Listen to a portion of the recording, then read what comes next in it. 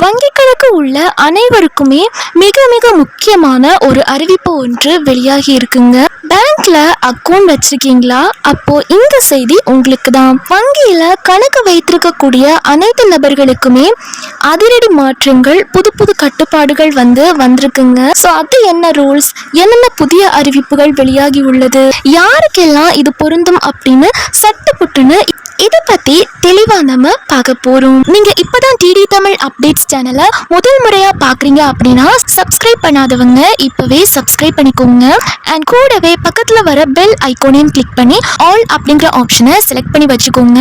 So அப்பதான் நம்ம அடுத்தடுத்து போடக்கூடிய அனைத்து புதிய தகவல்களும் உங்களுடைய மொபைலுக்கு உடனே நோட்டிபிகேஷனா வந்து சேரும். அண்ட் வீடியோக்குள்ள போறதுக்கு முன்னாடி இந்த வீடியோ உங்களுக்கு பிடிச்சிருக்கு அப்படின்னா லைக் பட்டனை கிளிக் பண்ணி லைக் பண்ணிக்கோங்க.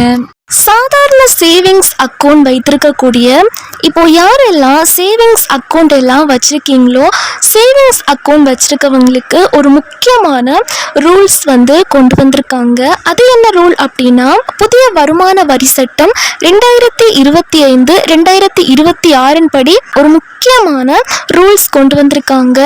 ஒரு வருஷத்துல உங்க அக்கௌண்ட்ல நீங்க டெபாசிட் செய்யற மொத்த தொகை 10 லட்சம் ரூபாயை தாண்டிச்சு அப்படின்னா அந்த தகவல் நேரா இன்கம் டாக்ஸ் டிபார்ட்மெண்ட்டுக்கு போயிடும். ஒரு வருஷத்துல நீங்க மொத்த தொகையா 10 லட்சம் ரூபாய் டெபாசிட் பண்றீங்க, 10 லட்சம் ரூபாய்க்கு மேல தாண்டிச்சு அப்படின்னா அந்த விஷயம் இன்கம் டாக்ஸ் டிபார்ட்மெண்ட்க்கு தெரிய வந்துடும். அவங்களுக்கு இதை பத்தின இன்ஃபர்மேஷன் போய் சேரும்.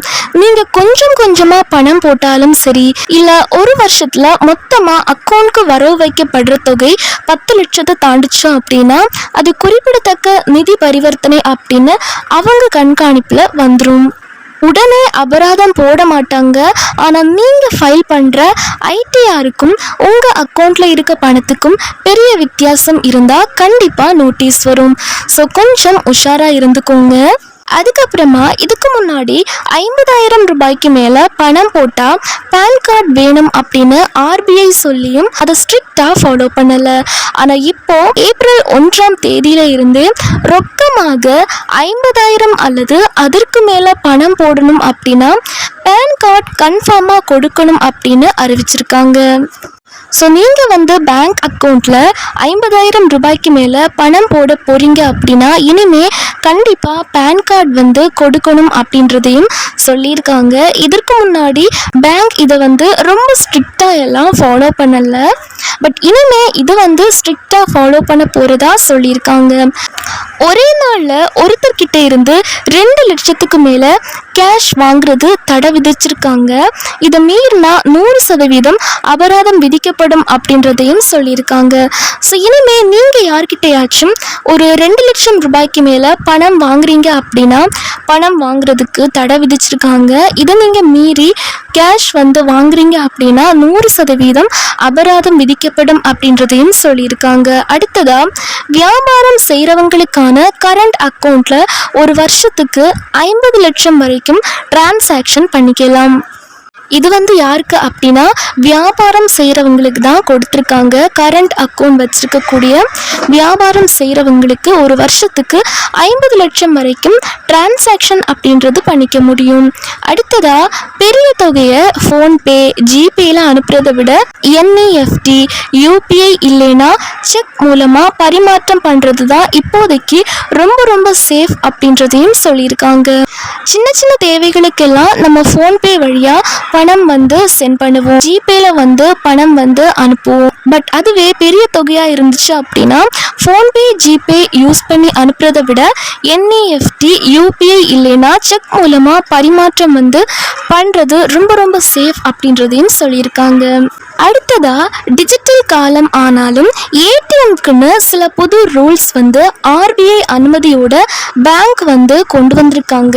முதலாவதா பார்த்தீங்க அப்படின்னா HDFC bank bank UPI ATM rule வந்து என்ன அப்படின்றத பார்த்துடலாம்.